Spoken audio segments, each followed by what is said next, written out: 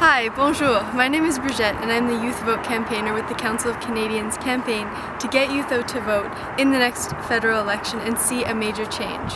We are just 150 days away from the next federal election that could end 9 years of conservative rule and put us on a better path. I'm really excited because we're here at the Université de Moncton to launch our Rock the Vote summer campaign to collect 3,000 youth vote pledges.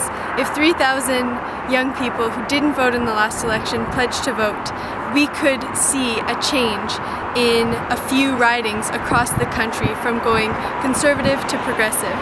Nearly 2/3 of young people didn't vote in the last election, but if more of us voted, we could be game changers, seeing that the Conservatives only got a majority with just over 6,000 votes in key ridings across the country.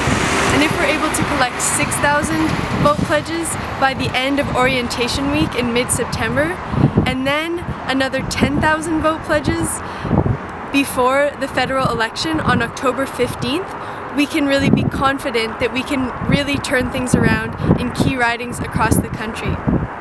So this is an invitation to you to join me to collect vote pledges in your community and be part of a major wave of change.